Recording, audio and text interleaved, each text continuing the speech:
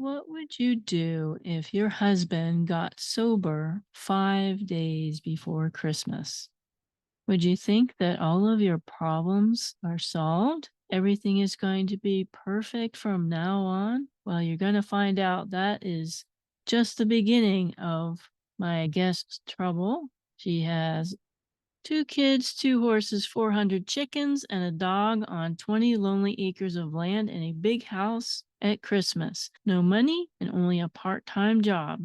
No help with the kids because of the temporary restraining order. 400 chickens to feed, really? The house is heated mainly with a wood-burning stove with wood hauled in from outside. How do you drive a plow truck anyway? So you'll hear what has happened to my guest, Tanya Gioia. That is next on the Wounds of the Faithful podcast. Welcome to the Wounds of the Faithful podcast, brought to you by DSW Ministries. Your host is singer, songwriter, speaker, and domestic violence advocate Diana Winkler. She is passionate about helping survivors in the church heal from domestic violence and abuse and trauma. This podcast is not a substitute for professional counseling or qualified medical help. Now, here is Diana.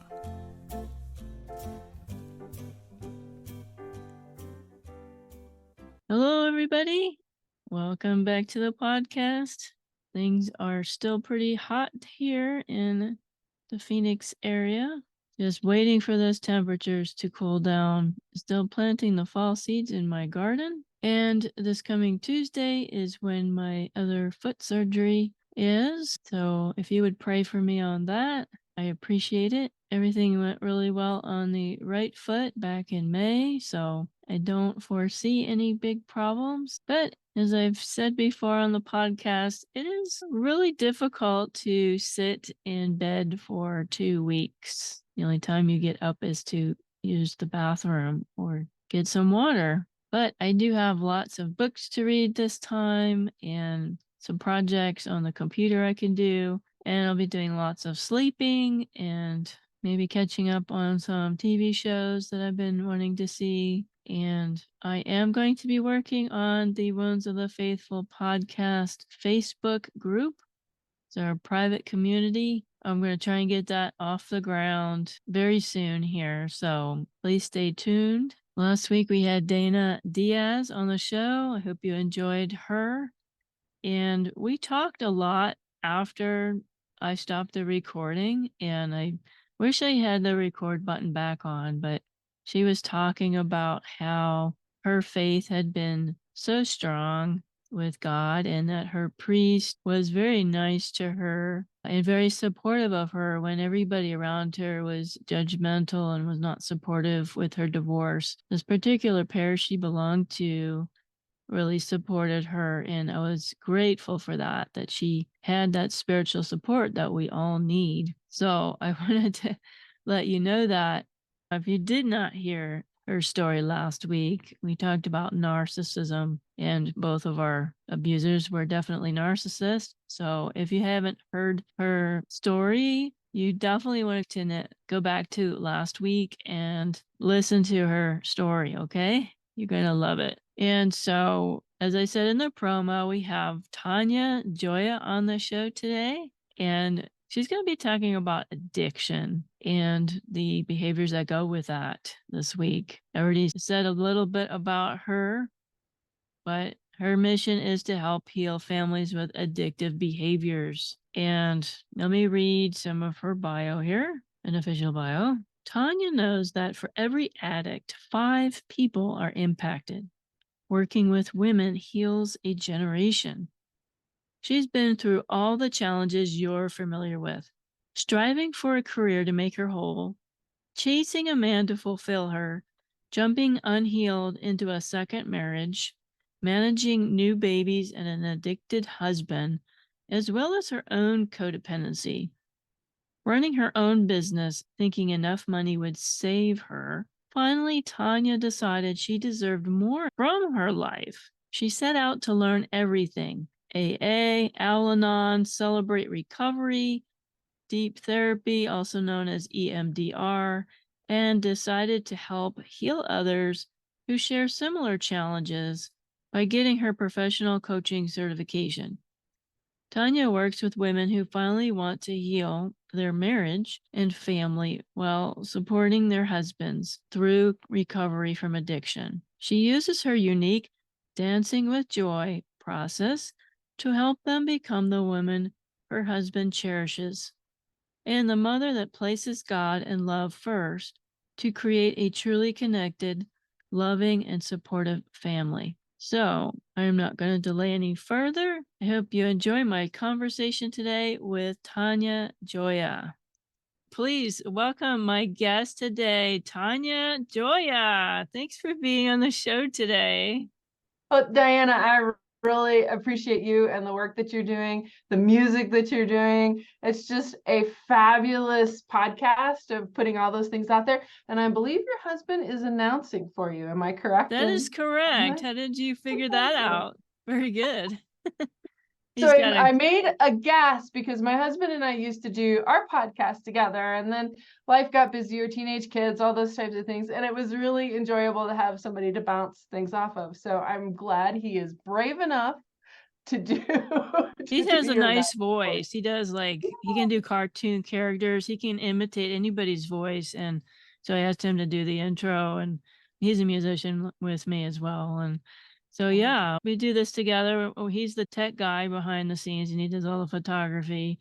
So I'm not very tech savvy. So I'm glad to have him around for that. Yeah, that's awesome. You promised stories of chickens. And I know that the homesteading is not what everybody thinks it is on Instagram, that it is a lot of work to have a place of your own with all these animals and doing everything yourself. So absolutely. So I was carrying my second child.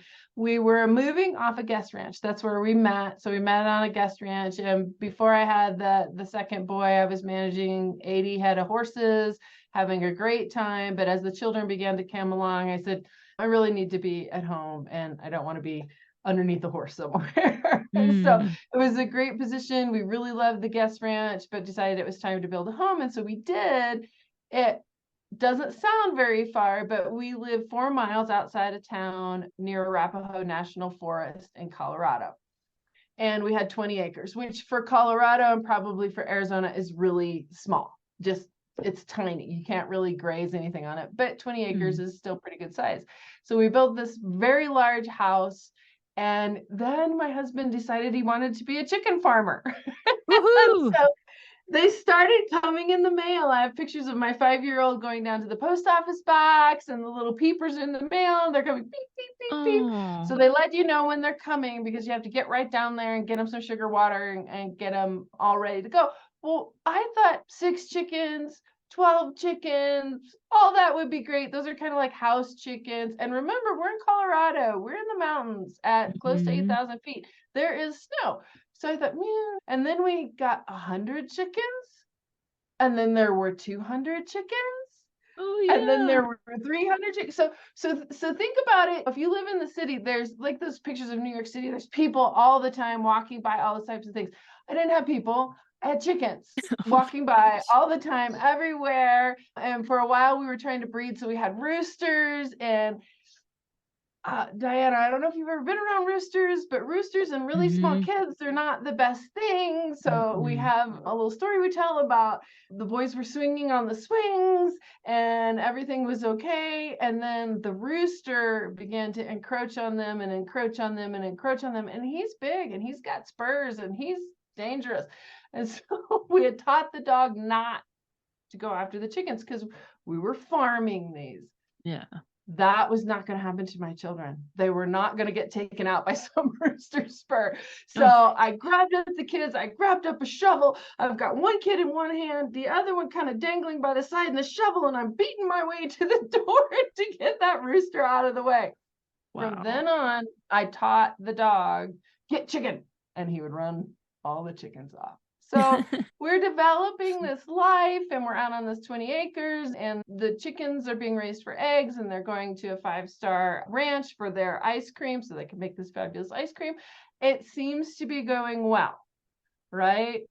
But either what I had turned a blind eye to, or what I had decided was just going to be okay, was I was getting more and more anxious and more controlling. And my husband was using more and more of his substance of choice. And that was degenerating to where my children were really being exposed to us being violent with each other. And I told you I have a little different perspective on this. We were pushing each other. In fact, we kind of did what a lot of couples do when you have children. One of them works during the day and the other one goes in at night. And so we don't have to have childcare, and we could be out on the 20 acres, all those types of things. So the guys were young.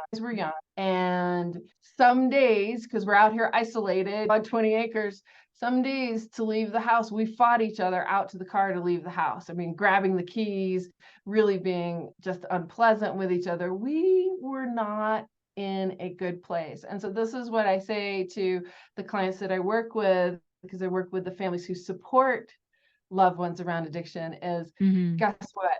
I was as crazy as he was. My rage was exploding. My control was exploding. If I needed him to be okay so that I could be okay, so I needed to control the situation so the kids were okay, so everything was okay. There was just a time bomb ticking. And when it finally did go off, this is what a lot of people don't understand. A domestic violence case is when the police are called and someone alleges domestic violence. It is not necessarily that anything happened, but there's an allegation in there. And so, at least in the state of Colorado, and I can't speak to all 50 states, someone is leaving the home in the squad car. That's what happened. So as we went through that process, what I figured out was he left, which I thought, in the state we were in, neither one of us were in our right minds, but it was chivalrous of him to leave. There had been no actual physical contact, but there had been, after a long night of drinking, you can't leave, or if you leave, you can't take the children. There had been some threats, all those types of things. But the story that nobody knows is that about 3 weeks before, in one of those struggles for me to get to work, him to come home from work, things to be handled with the children, we were out by the car. Something had triggered me. I can't even tell you what it was. And I can tell you with honest certainty that I would have killed him had he not been about 150 pounds heavier than I am. I went after him with everything I did. We're out in the snow. Had I had any kind of weapon, I would have pursued that. And he gently put me down in the snow and walked away because I was the one who needed to go to work. Wow. So when I look at this, is not just one person not having their life together. This is both of us bonding over very unhealed wounds, extremely unhealed wounds, to where we were causing damage to each other and definitely causing damage to our children, which had nothing to do with physicality, if that makes sense. So to me, it's a very different take on it. And as we got into this, what we realized is, yes, we really needed help, and the court is no place to battle this out.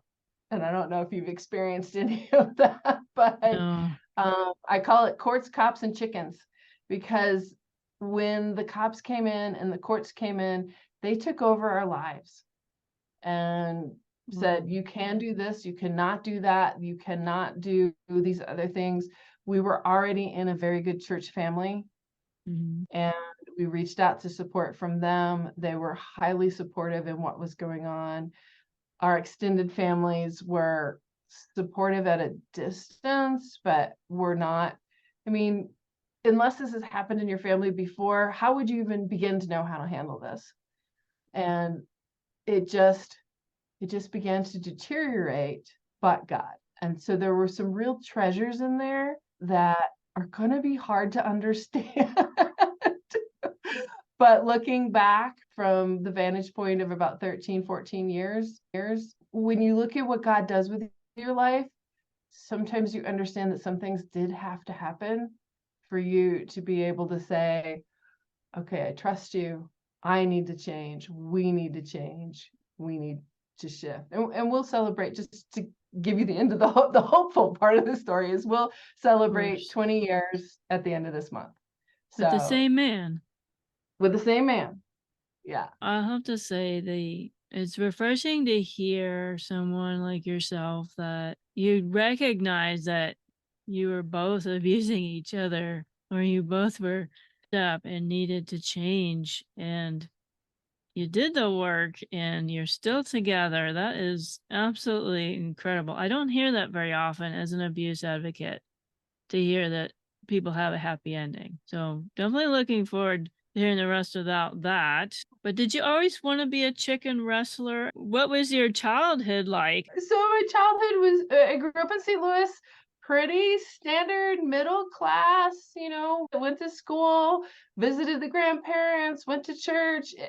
There wasn't anything terribly out of the normal for us. I It's good. rode horses growing up, so I'd always liked the outdoors. Chickens were his idea.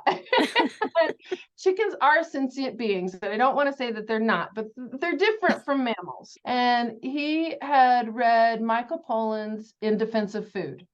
And it came out about that time. I think it's maybe 20 years old, something like that. And wanted us to start raising our own food, and very noble ideas to support Sure. his family. Where we were in Colorado, our growing season is really short. And we have deer, mule deer, and elk, and animals who will come through and eat things. So he grew up in the suburbs of Connecticut. I grew up in the suburbs of St. Louis. We had been on this guest ranch for a little while, but the guest ranch, let's talk about guest ranch, don't raise animals. They have animals for the use of the guests, but they don't really raise animals. You're not a real rancher, you're ranching guests. Okay. So the real quality that I had, even when I was riding horses with him, I'm taking him out on trails. Yes, I can ride, but what they hired me for was storytelling, customer service, and connection with people. I wasn't going to be out pulling calves or making sure that the livestock was okay. I did some of that, but that wasn't my real function. Right. So you've got two basic city slickers like the movie. We really don't know a whole lot about this, but chickens, gosh, this is going to sound awful, but they're more disposable than any other kind of livestock. If a chicken dies, you go get another chicken. It's not like a cow where you've really got a whole lot of monetary investment. Yes. In that cow. So he started all that, and we went along with it. It was fun for the boys, and there was a lot of learning experiences, and he made the mobile coops and all of that. He's really a talented human being. And he got all that started, and we were selling eggs and breaking even. Probably farming's hard. Yeah, Farming's and really expensive. hard. Yeah, expensive and breaking even, but there was a lot to be said about it. But we, as a couple, were getting crazier and crazier. And let me back you up that by that time, we had probably been respectively in Alanon and AA for 6 or 7 years.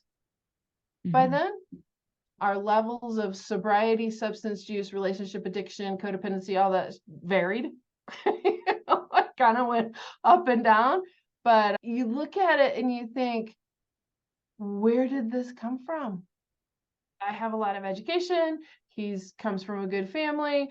And you would look at us and go, even our church looked at us and went, we didn't see this coming. To their credit, they surrounded us, though. I've heard stories, and I'm sure you have too, where the church goes, no, we don't want a whole lot to do with you. Yeah. Yep. I got lucky. They surrounded us. So I'm really sorry that you had a bad experience. I don't at all believe that's what Christ intended, especially when you look at the people that he hung around with. Yes. It certainly wasn't the people who were clean and managed and all that stuff. And we certainly You're right. Well, you said you met on the ranch that you were working met at. on the guest ranch. Yeah, we sure did.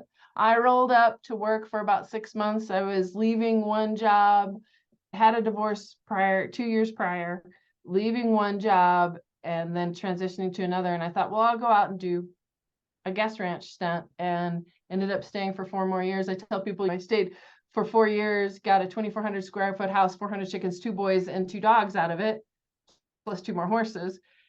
we have since been divested of a lot of that stuff by our choice. But yeah, it was quite the life shift and adventure to do that. Were you drinking as well as he was, or was it just him drinking? So my addiction is control and relationship. And it can look very much like alcohol of I can have detoxing kind of symptoms in the sense of I've noticed this in relationships that I basically want to drink the person. I need you to be right here with me. I need you to pay attention to me. I need you to be doing what I need you to do, not doing whatever you feel is important for you, focused on me. As long as I can control the situation, then I feel safe. And then if you go away for a couple days, I actually have kind of withdrawal symptoms. Now I've worked through, I would say 99% of that, but it's very much like the whole pheromone thing of I need this and I need this now. Wow. I know that it's really hard to see what's going on until you're on the outside of it looking in and be mindful of what was actually going on. Was it all 400 chickens, or was it the alcohol? Was it all of his fault, all of my fault? And who's going to take this first step to get better or get help? So who was that? Well, so this is where God really knows what he's doing. I had been in prayer, and my Alanon group had been in prayer for a long time for healing and health in the family, both mine and his, all that. And I had prayed, this is a very dangerous prayer, the whatever it takes prayer. So whatever it takes, God, whatever it takes to heal us, whatever it takes to make us a whole and healthy family so that we can be here to raise our boys, whatever it takes. And then one night after a Christmas party, it just all went down. I reached out for help from a girlfriend who came and collected the boys and I, and she actually called the police, and it just shifted from there. And it's one of those things where, 24 hours after it all happens, you're like, wow, God, this is not really what I wanted. This is not how I wanted it to go. We had a 3-month no conversation other than texting about the children restraining order, which in the beginning, I called the courts, I called the therapist. I mean, if you want to talk about crazy people, I was screaming at everybody going, you're going to kill our family. You're going to ruin us. You're going to do all these things. And I just was rage monster everywhere. And when God began to speak to me, he was saying, you guys need this cooling off time. You need this quiet time so that you guys, each of you in your own way, can cool down. And then he got substance sober that night and he's 14 years in right now. And I would like to say that I got immediately sober too. It doesn't work that way with codependence relationship addicts. We take a longer time to process. It's kind of like people with a food addiction. You can't just walk away from food. Right. You need have to survive. you have to figure out what really is going on with you. So we both got help at the same time because he didn't spend long in jail, and he immediately went to an AA meeting that night and said, I am not leaving here without a sponsor. I had a person step up and sponsor him. And if you have a really good home AA group, stepped up and sponsored him. And when he needed to do 90 meetings in 90 days, if you're familiar with the language, we live in a very small town that was not available. But the person who sponsored him said, I will create meetings for you. So did that. So man, no, he's a hero. He stepped up and said, look, I want my family. I want my life. I don't want to be like this anymore. And he did what it took to make that work. And then I got with my group and my sponsor and worked through the things that I needed to do. I got to say that my change took longer, and it showed up when the boys hit teenagers again. Oh, how convenient. Yeah, I'm like, oh, let's be stressed out some more. Yeah. The roller coaster ride on crack right there. I got hormones flying everywhere from them, and mom is behaving like an irrational teenage girl. I don't know how else to put it. I was just so triggered that I had to go and do more work. So Now, you made a statement that you say, my husband got sober 5 days before Christmas. So did you think that was when everything was going to get better? Honestly, I didn't know it.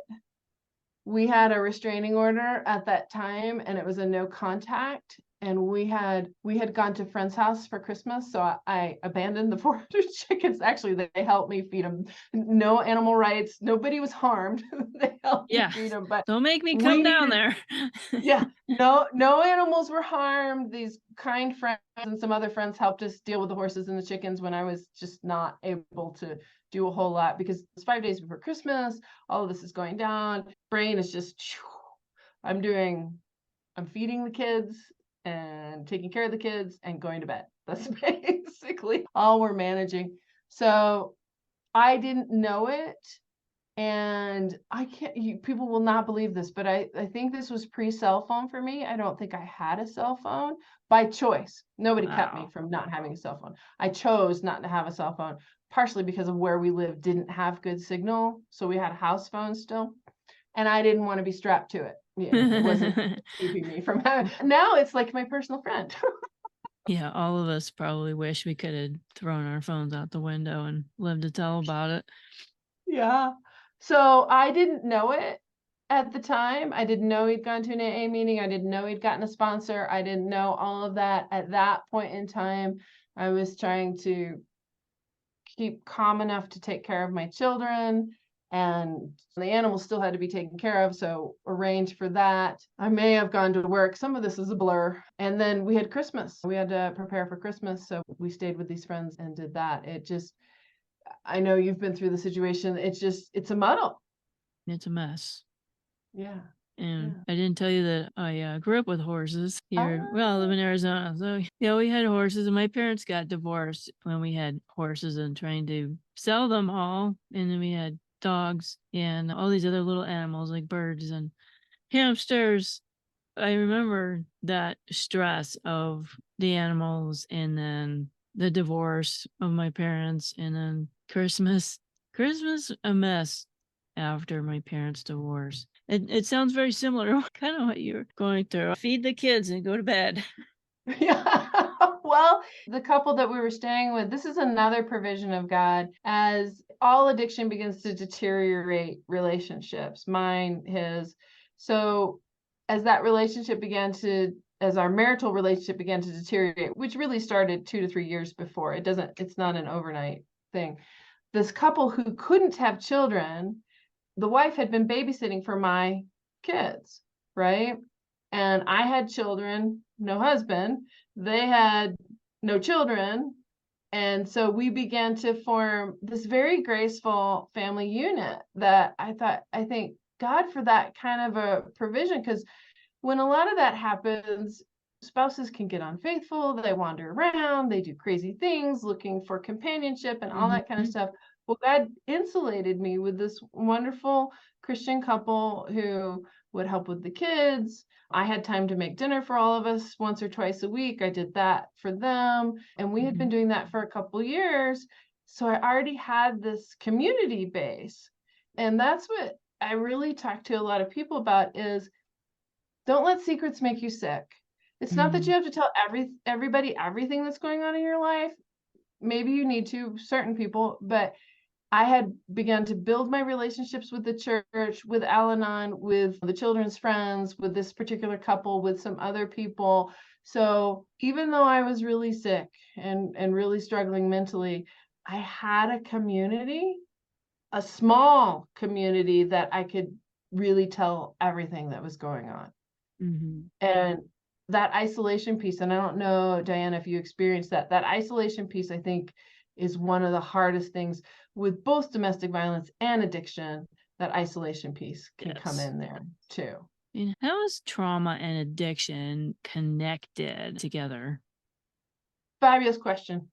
Love this question. What they're finding in the new research, and in the last, I would say the last 10 years, a lot of things have really changed research wise. So both husband and I come out of the very base program of AA Alanon background, have since gone on to Celebrate Recovery and a Christian based program, also based on 12 steps, but biblical 12 steps. And there's even more research. Gabor Mate is on the front part of this, that he feels that it is trauma that will cause these reactions. And I can wholeheartedly agree with him that my use of drinking in a person or his use of substance was a solution. Mm-hmm. It became a problem as we began to use like that, but it was a solution to the pain that we were feeling. And if you look at it, it doesn't even have to be trauma with a big T. It can be trauma with a little t. Sure. It's how you choose to respond to it. Mm-hmm. So it could be something as simple as you felt abandoned and neglected in the evenings because your parents were doing their thing without you every evening, and you told yourself the story that you were abandoned and neglected, and you kept perpetuating that when, yes, a lot of that was true, but nobody taught you how to work through that for yourself, right? So that's a simple one.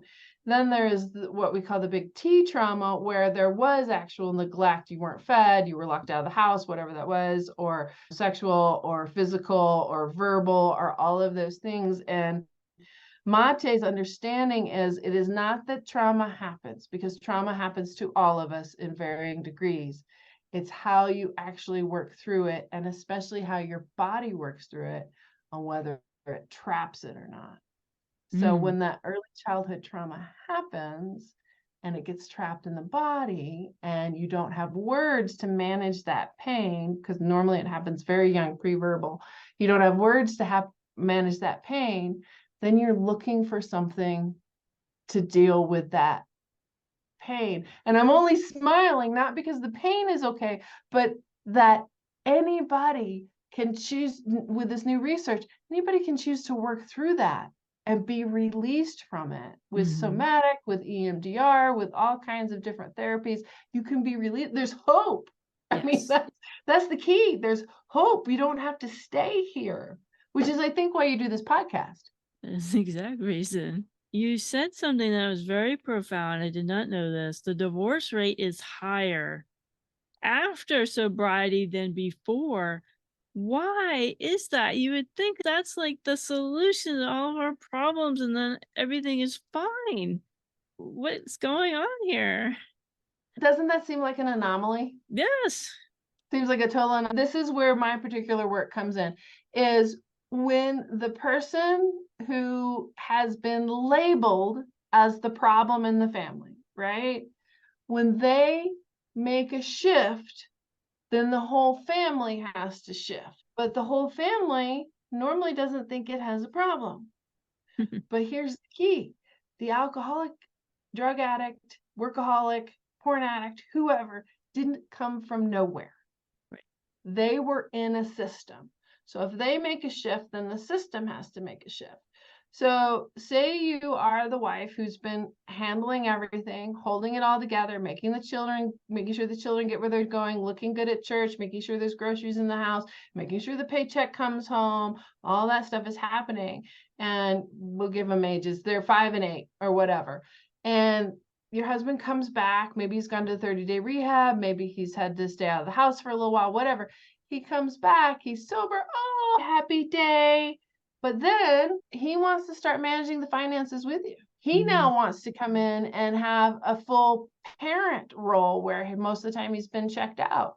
Then he wants to say, well, no, I'm not sure I want to have those people over for dinner. I'm not sure that I enjoy their company. And you've been managing all this all along. And who's this person? I'm not sure I like this person. I don't know that I want to give up control of these types of things. So the shift happened and the family hasn't caught up yet, because the family didn't go through all this treatment, right? Unless they're a very astute family. Now we did, because we chose to do it. We took the kids to the Betty Ford Clinic, the children's program twice, maybe 3 times.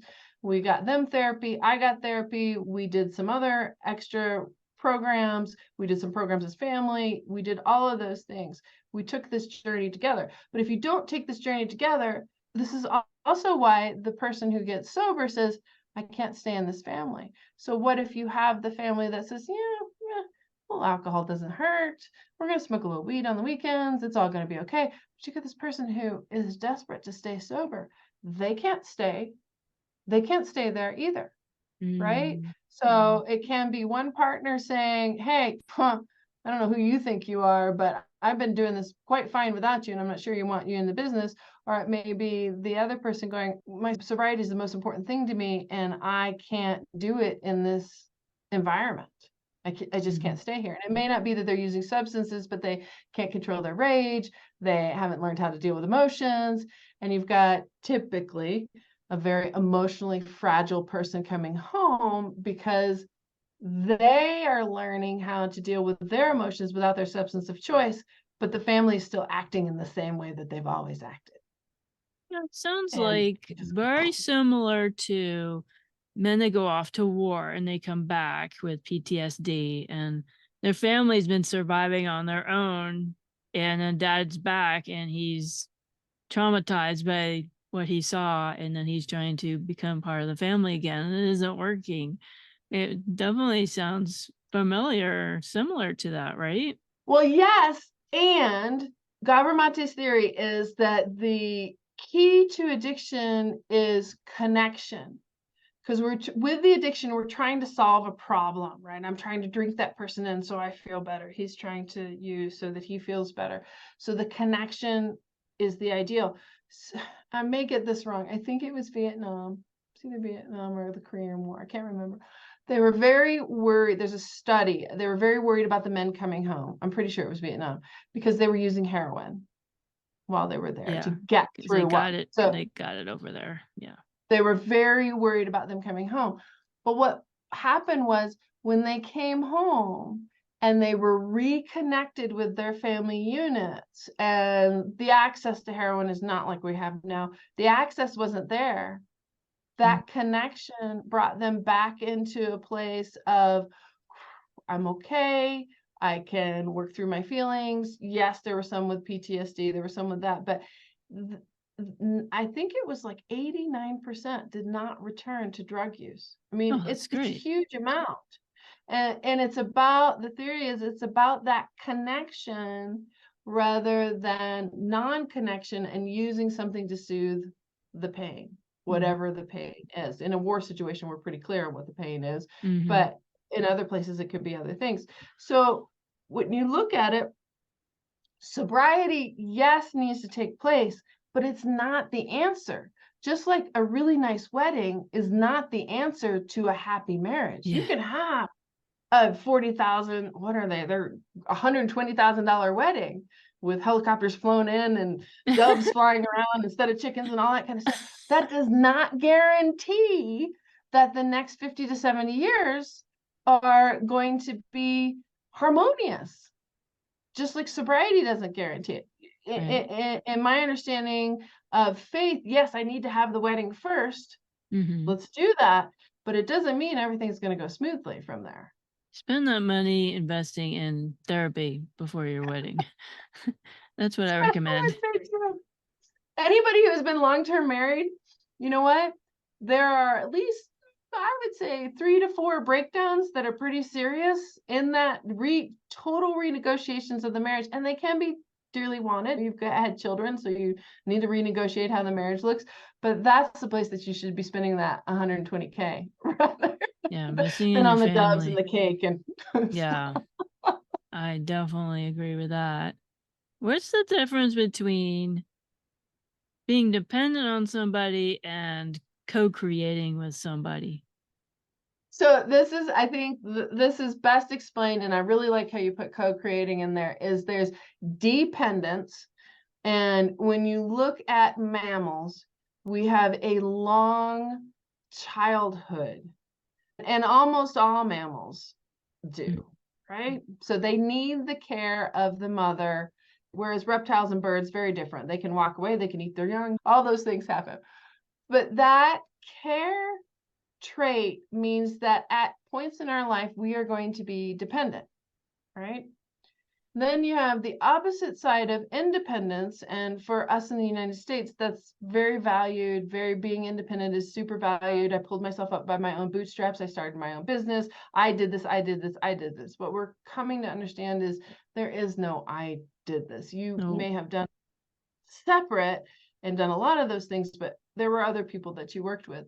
So you've got dependence and independence, both of which are okay.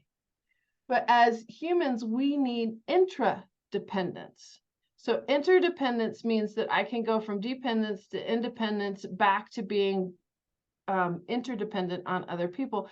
That to me is the co-creation right in there of none of these things are bad. I can use all of them when I need to, because when our kiddos get to be 3, 4, 5 years old, we want them potty trained, picking the fork up to their own mouth, eventually tying their own shoes, putting on their own clothes. That's independence, but there's interdependence in there as well.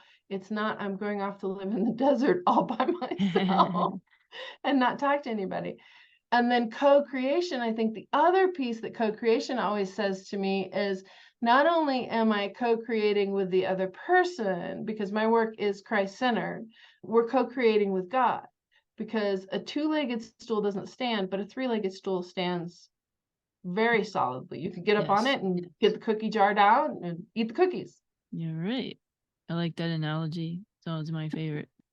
I think that my marriage with my now husband, Brian, is one of we're co-creating.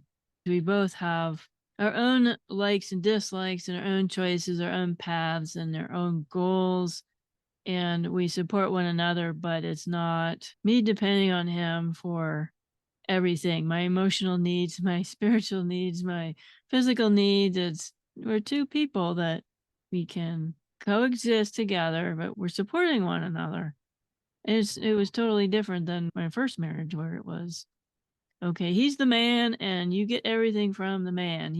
Your spiritual head, he's your breadwinner and he's in charge of the sex and you do what you're told and your life is supposed to bow to his life and you exist to meet his needs. It's like that is so unbalanced. Totally. Well, it's unbiblical too. Yeah. I mean, the passage can be used as a weapon, but what is really meant by the passage is you're taking two whole beings. So even Adam and Eve were two whole beings, right? They're completely whole.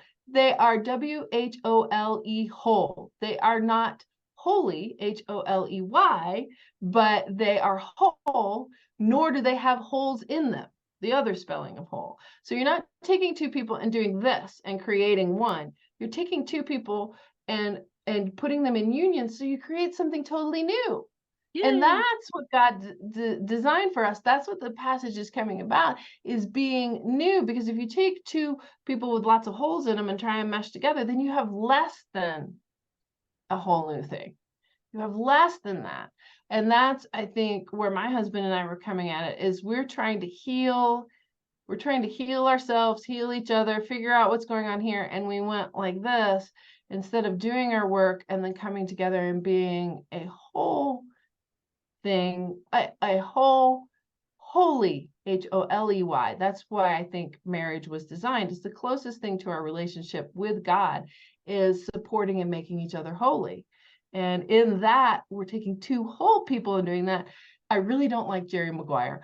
Not you complete me. You don't complete me. I was already resourceful and whole the minute that God thought of me and created me. Amen. Amen. I love that. Love all that you said.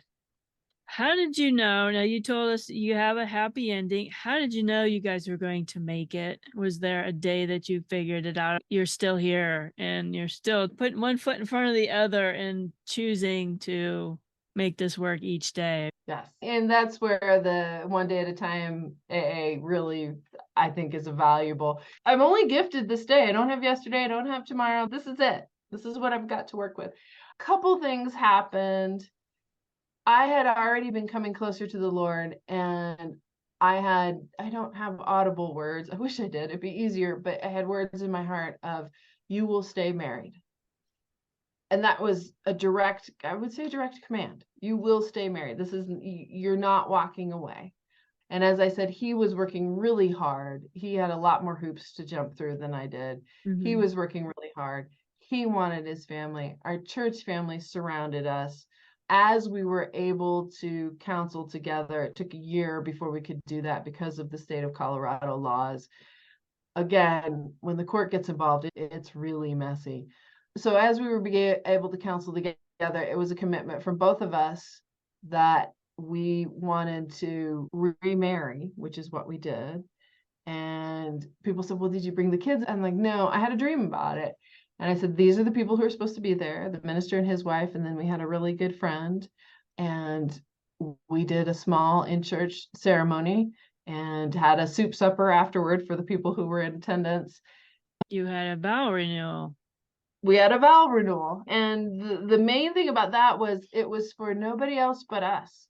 We needed the other people there to witness, but it was for nobody else but us. And we were standing before God and we were saying, okay, there's been a lot of blood and a lot of tears and a lot of hurt and a lot shed here, but we're going to drop that and move forward with what's next. So it was a very important point. Like I talk with a lot of my clients about, it didn't solve everything.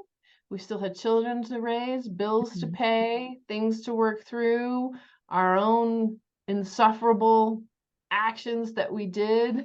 So even if you don't have domestic violence and you don't have addiction, marriage is hard. It's work, right?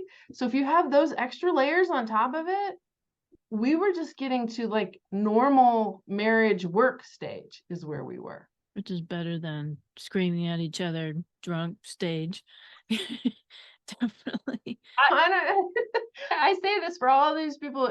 They're with my particular addictive behavior, it was a lot easier to manage him when he was using because he didn't care.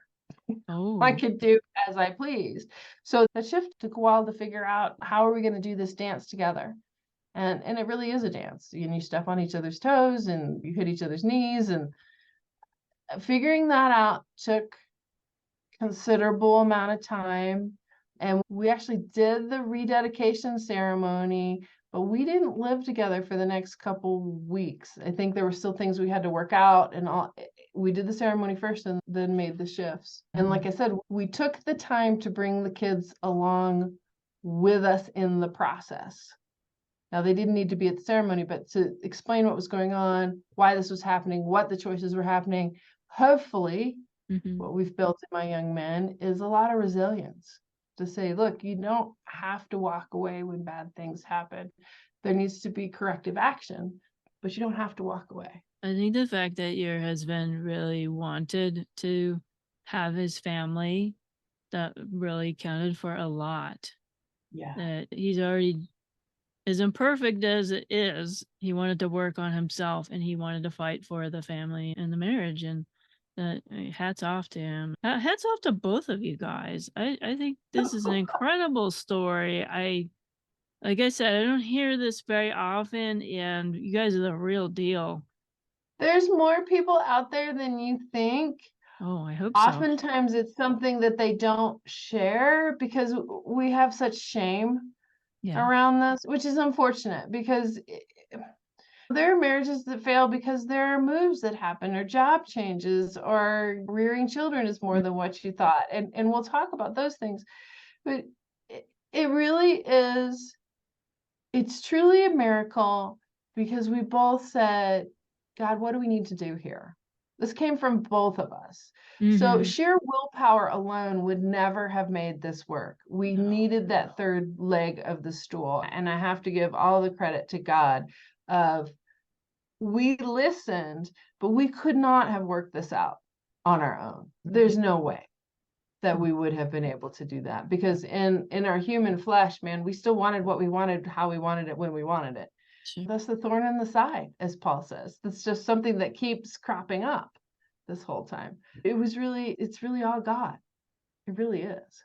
Yes, I definitely agree with that. Now, I wanted to give you a chance to talk about your coaching because if I had that problem, now neither of my husbands had substance addictions, but if they did, I would definitely come to someone like you who's been through this and lives to tell about it and is helping others. So tell the folks about what you have to offer them. Sure. So I work with women. And there's a reason why I work with women. It's the right connection in there. If there are men, I have companions that I'll refer you out to, Mm-hmm. but I work with women. It is normally the woman who has been caretaking in this situation, whether it doesn't have to be husband, it could be child, it could be brother, it could be sister, whoever that is. But it's normally the woman who's been caretaking. And the shift that we work on is reclaiming your life. Because what has happened typically is you have given away your life to whatever is taking place in your family. And in doing that, I'm going to be real forward about this. In doing that, you're taking away their dignity to make the decisions they need to make. Because if you keep, like your cousin, if you keep cleaning up after them, if you keep making this okay, then you're actually keeping them sick for whatever your own reasons are. And I told you some of mine was it was just easier. I could make all decisions, I could make all the control, I could do all those types of things. So in that family dynamic, I start with the woman. We would work with the whole family if that's how they chose to do it. I typically work after recovery, because what will happen, this is so interesting, is there will be a sobriety bottom where the person who has gotten sober is like, why am I doing this again? What's important about this? Why am I continuing to do this? And as I said earlier, if the family hasn't dealt with some of its issues and some of the reasons that things were happening this way, then either the person who has gotten sober is going to say, I need some distance because I can't be there. Or the person who is still in the family will say, you used to behave like this. Why is this not working anymore? So there has to be a whole shift. Here is what we know statistically, and this is such a great statistic. If the family chooses to deal with their problems simultaneously to the addict getting well or prior to the addict getting well, they have an 89% higher rate of staying sober for the rest of their lifetime and passing on a legacy of problem solving, sobriety, working through issues that they wouldn't have had otherwise. So really, the family is not powerless. The family can influence both getting sober and maintaining sobriety. And if the family chooses not to do that, then it's a higher likelihood that it will not go well, either breaking down the connection or the sobriety isn't maintained. So that's what I do, is I work with the family on what it is. Where do you need to take back your power? Where do you need to see yourself as an expert? Where can you make changes? Where are things that you need to take responsibility for? And I can hear people out there going, I don't need, it's their fault. Well, part of what we've done in a family like that is we've scapegoated that person. So everything that goes wrong is their fault. Everything that doesn't get paid for is their fault. Every relationship that breaks down is their fault. What you and I both know is relationships are hard. Marriage is hard, even without that component. So it isn't all their fault. And the other thing I find with especially women is they've lost their identity. Yeah. They don't know who they are anymore. They don't know what they like. They don't know what they would enjoy doing. They have just been trying to prevent things from failing for so long. That's what their job is. Well, if the person gets sober, they're out of a job. Nobody likes being out of a job. So figuring out who she is, what she really wants, what's her new job? What's her joy? Where can she really serve the Lord? Because she doesn't have to do that job anymore. That's good news. What is your website where we can reach you? So I've tried to be ubiquitous. Be In a lot of ways. So the website is Tanya Gioia, TanyaGioia.com. And then I have the Sober on Purpose podcast. That's a little easier to remember. Sober on Purpose podcast. We've been talking about unhelpful help lately, which has been really important. And then I'm on Facebook.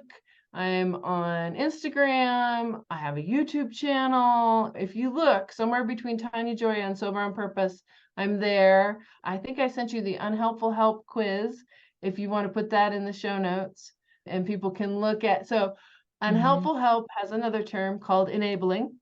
So Yes. take the quiz, see where you fall on the scale, and then you can do corrective behavior for yourself, right? So it's an opportunity, and it's very eye-opening to some people. They're like, but I thought I was helping. Maybe not. Wow. We've been all over the place like a chicken with a head cut off. But I'm Have you ever seen that?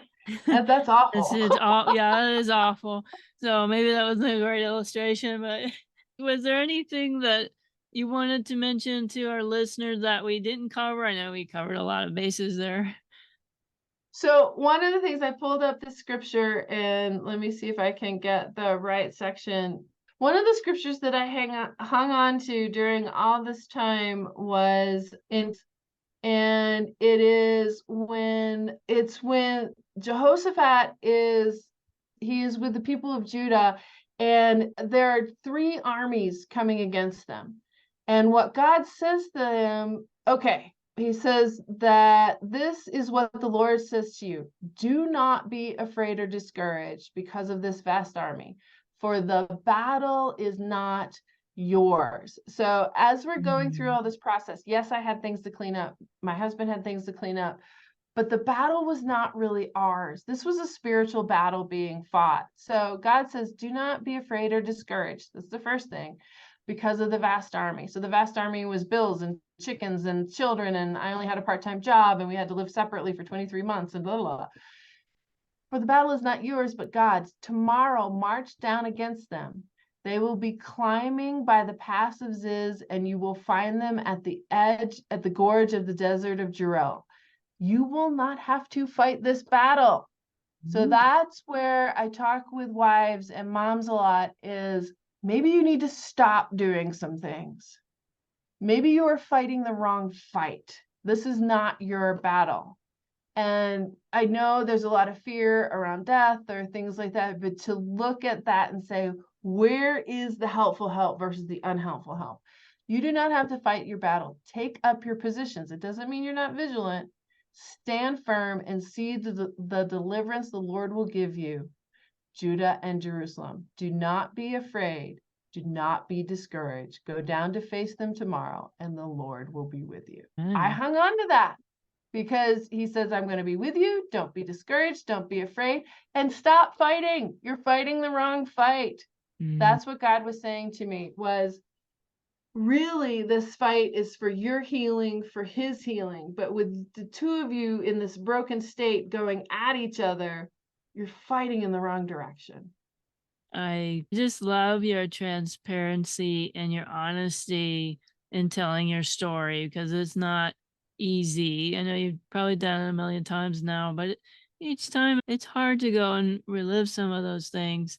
And I appreciate you showing us the grace of God and how powerful he is and how good he is to save marriages and to heal addiction and trauma and even abuse. So I thank you so much for being on the show. This has been awesome.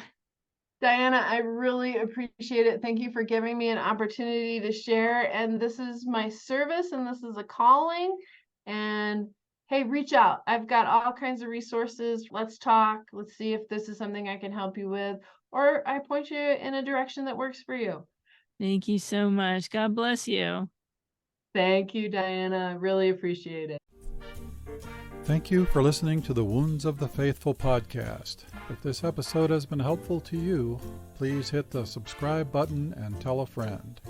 You can connect with us at dswministries.org, where you'll find our blog along with our Facebook, Twitter, and our YouTube channel links. Hope to see you next week.